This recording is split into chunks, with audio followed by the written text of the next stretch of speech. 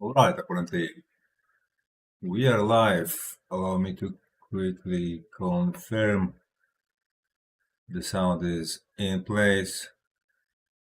Come on. Don't give me too much of a delay. We are live. Allow me to. Okay, one thing wasn't set right. Quickly. Yeah, now everything is fine. Okay, so for those that do not know me yet, my name is Hightech, Crypto Talk here. 11 years of experience. I will be explaining what high-tech meme coin is, what's going on in the crypto market. Jesus is king, and let's go. And let's go. So today, a few hours ago, I was watching Kevin Svensson's material. Kevin Svensson is one of those famous guys on crypto YouTube. He predicted perfectly, nearly perfectly, how the cycle of 2017, the halving of 2016, 2017 will play out. And he literally predicted it from 100 miles away, when it will top out, when it will bottom out, almost guessed. Like, he missed literally by a couple of hundred sparks, which was absolutely, like, I don't know, some big lottery win, once in a lifetime, maybe in 10 lifetimes. So that's how he became famous. And to his credit, from time to time he gives quite nice insight into what is going on in the crypto market. And yeah, he's actually one of my favorites among Alessio Rastani. Alessio Rastani is number one. Kevin Svensson is actually my number two. So that speaks volumes about how good he is. Because I do not tend, pay my respect to nearly anybody. Why? Because almost no one tells me anything new.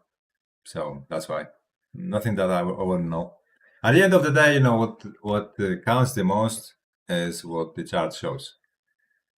That always should be number one information, number one source of information that you use. But yeah, he was also pointing to how badly altcoins have performed this cycle, and it would be very, very weird if the cycle ended without altcoins showing up to the party, because they haven't. They've been beaten up over and over again. So exactly what I keep telling you, that altcoins have not seen their respective bull market yet, but it will have to come.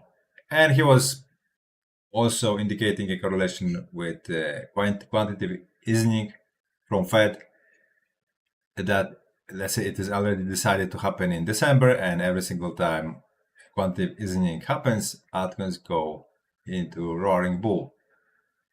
So yeah, so exactly that thing. I also indicate that altcoins will have to rally. They are very oversold.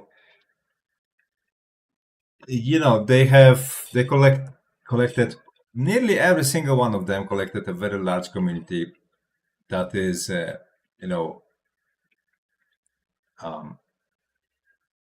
cash cow on its own. Why? Because it will be very easy to reignite that, hype spirit in every single one of those communities, that FOMO spirit, from these levels of where the prices are currently. And it will be cheap. On top of that, it will be cheap, because many people, they literally capitulated on their favorite altcoins. They sold it all. So yeah, yesterday I was saying about the sentiment, that maybe it is not as bad as Crypto Fear and Greed Index shows, but it's definitely not good. And Kevin Svensson, actually, he writes into what is shown here, right? So he signs under under those results of Crypto Fear and Greed Index that the sentiment is really bad. That's interesting because he's also a very big figure in the crypto space. And so he has also quite a good insight, same as Eleni Rastani, quite a good insight. What is up, how people are feeling. But Alessio Rastani was more commenting on the TradFi market rather than on the crypto market, that the sentiment is a little bit too bullish there. So that's why it is still possible to see double digits correction on S&P. But anyway, how S&P is doing? Yeah, so it opened. So it opened lower, just like SPYX was indicating. SPYX was indicating that it will open lower. So once more, you've got a proof that indeed SPYX is a very useful tool. A very useful tool when it comes to analyzing what TradFi is about to do when they are not trading. Yeah. So just, I don't know, save it somewhere. Write it down in a notepad or in your notes, in your note app. It's very, very useful. So apparently, well, it looks like this daily is red on S&P, but not like largely red. What interests us the most is that Bitcoin did not really react bearish to it. It actually bounced. So yeah, recently we actually get those short times of inverse correlation. So not always, but from time to time. So that is why that was my question: how it's going to be this time around, since Bitcoin already plummeted way lower than I was expecting it from Bitcoin. We'll see if that's it. Could be the end, right? It could be the end of this downward move. Of course, you never know after the fact, until after the fact, until it's just all done, and you just look back and you can tell with or certainty, okay, now we are on the opposite end of the stick. But it has papers for it. It definitely could be it. This daily looks like a reversal if it stays that way. And Bitcoin dominance also stays low, which to my satisfaction, which makes me happy.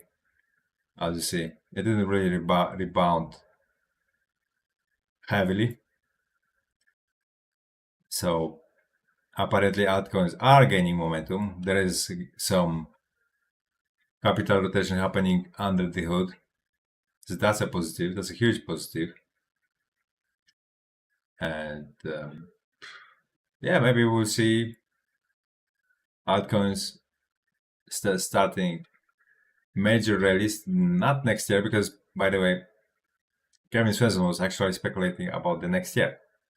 The altcoins will start to kick the bottom, but highly likely sometime next year.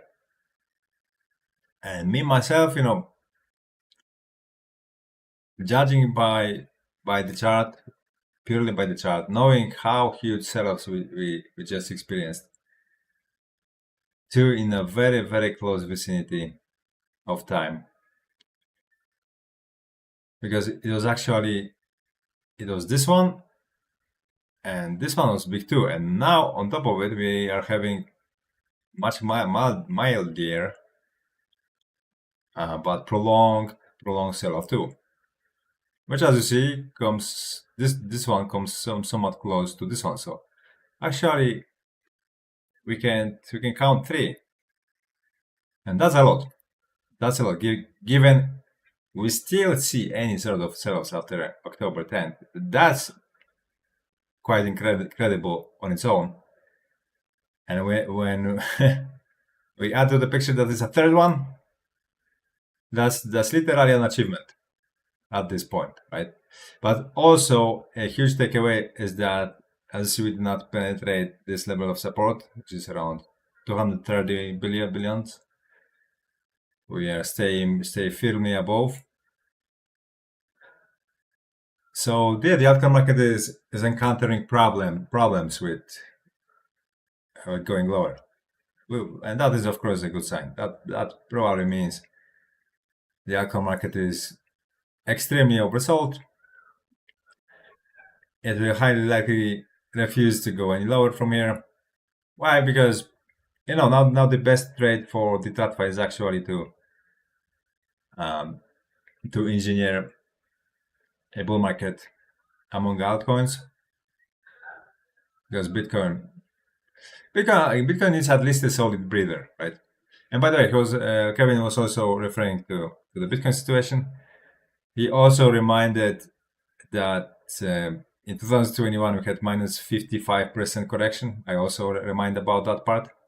Minus 55% correction, and we still continued the bull market of 2021. So things like that are always on the table when it comes to cryptos, because this is simply a very volatile market. In the case, you can never say never here when it comes to that.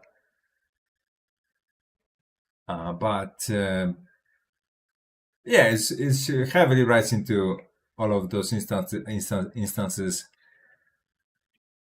of very very similar pattern previously. So for now, I'm leaning towards let's say a sudden recovery that will happen, and it will liquidate the bears. Do we have already a conversion of bears into bulls into bears? Because that's what we need. And when we look at Bitcoin liquidation map, let's say at 30-day, as you see, there is overwhelming disproportion in between those that are longing and those that are shorting. So as of now, vast majority is shorting. So maybe, who knows, maybe it has already happened. That's why we are rebounding. Because remember, on futures market, this is only on futures market, right? This is Binance Perpetual. If we see spot, by the way, how spot is? Do we have spot here or only Perpetual? Only Perpetuals. That's a shame. That's a real shame. And anyway, those are bets. Remember, futures market is betting market. So those are bets. And it is very easy for market makers to enforce the result, the outcome of the bet. So yeah, as you see, if we go just to 100, okay, you know what? The 30 days the largest. So if we go to 106,368 just on Binance, that will be a cumulative liquidation of $3.5 billion. So, and on the other hand, if we push the price, if the market makers push the price to 80K, the vicinity of 80K, they will earn just $970 million. So that's as you see, that's a huge disproportion. The incentive is definitely in pumping the price, not in dumping the price. So you tell me what happens next. I rather not bet on in this situation. I do not bet on market going lower from here. It already has gone way lower than anyone imagined, I think. At least most people. Quite impressive. So yeah, that's how I see it. I'm still bullish because I've been in this market for 11 years already. I've seen quite a lot on many different altcoins and many different charts, and that's why I have grown a very thick skin when it comes to volatility. It's not like I get scared of every minus 10 or minus 20%. I'm definitely far from it. This market has such characteristic that it just swings quite a lot, and that's it. And you must just take it into account. Not every single -30 from the top means the fun is over, right? The bull market is over.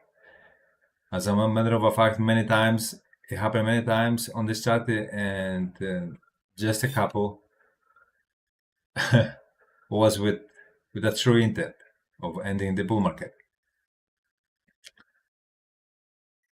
So just keep it in mind. By the way, guys, if you watch it live right now, don't forget to like and subscribe, and also don't forget to get yourself a little bit of high tech before it's too late. Literally before it's too late, because this is the only project I promote here.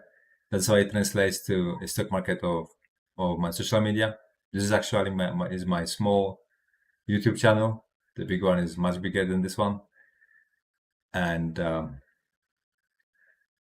yeah, since this coin is so small, this meme coin is so small, and its liquidity is so tiny, it will have it very, very easy whenever whatever size of capital comes here. So it has a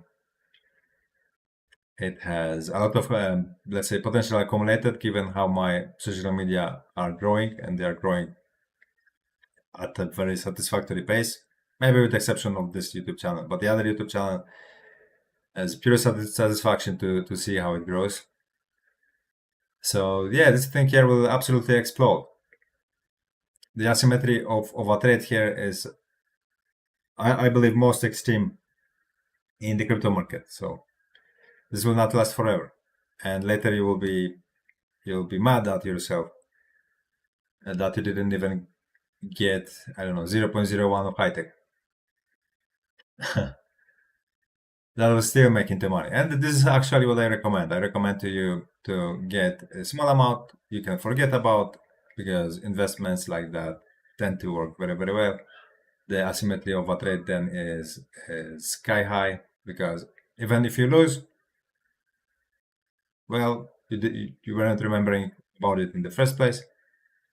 If you win, then one day you open the wallet and you see surprising amount of money there, and then after a while you discover, oh, okay, it was high tech. So yeah, that's my advice here. Okay, guys, so that's all what I wanted to say for now. I will probably be live streaming slightly later, like within next few hours. So stay with me. If you like this format, if you're vibing with me here, stay with me. We'll see you.